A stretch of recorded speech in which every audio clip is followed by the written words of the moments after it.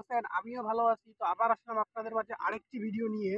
তো এই ভিডিওতে আমি কথা বলবো আপনার হইলো প্রাকৃতিক একটি গাছ সম্বন্ধে যেটা কোনো প্রাকৃতিকভাবে যে ঝোপ জঙ্গলে হয়ে থাকে সেই গাছটির নাম হইলো কচু গাছ, হ্যাঁ?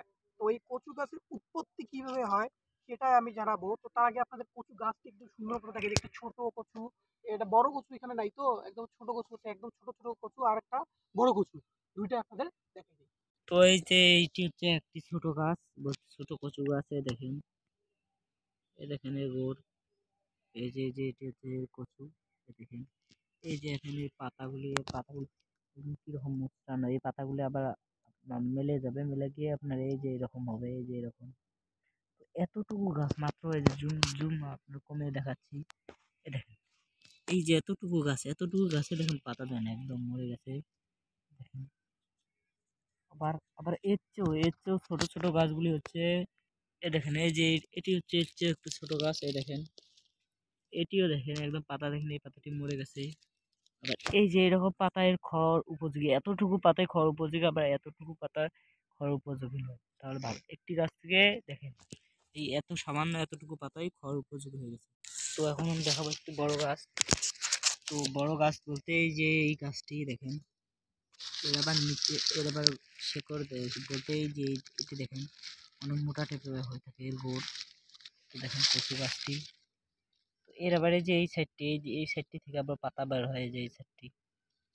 তো এর দেখেন এই পাতাটি একদম ফ্রেশ, একদম ফ্রেশ। পাতার পেছন দিকটি দেখেন, সামন দিকটি দেখেন, ফ্রেশ পাতা একদম।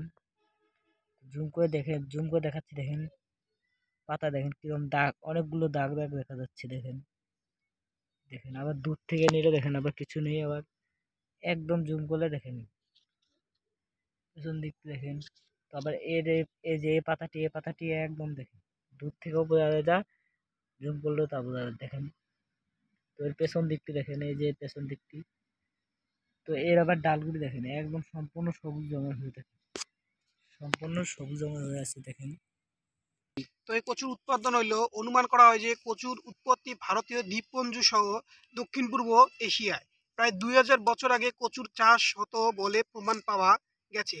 স্থলভূমি ও জলভূমি উভয় রূপে স্থানে কচু জন্মাতে পারে, তবে স্থলভাগে জন্মানো কচুর সংখ্যাই বেশি। কচু বহু আয়ুর্বেদিক গুণাগুণ আছে বলে দাবি করা হয়। প্রজাতি ভেদে কচুর মূল, শিকড় বা লতি, পাতা ও ডাঁটা সবই মানুষের খাদ্য। কচু শাকে প্রচুর পরিমাণে ভিটামিন এ থাকায় রাতকানা রোগে প্রতিরোধে এটি অত্যন্তই উপকারী একটা ফল। প্রচুর এটা ভিটামিন, প্রচুর পরিমাণে ভিটামিন থাকে, এই জন্য আপনাদের খাওয়া উচিত।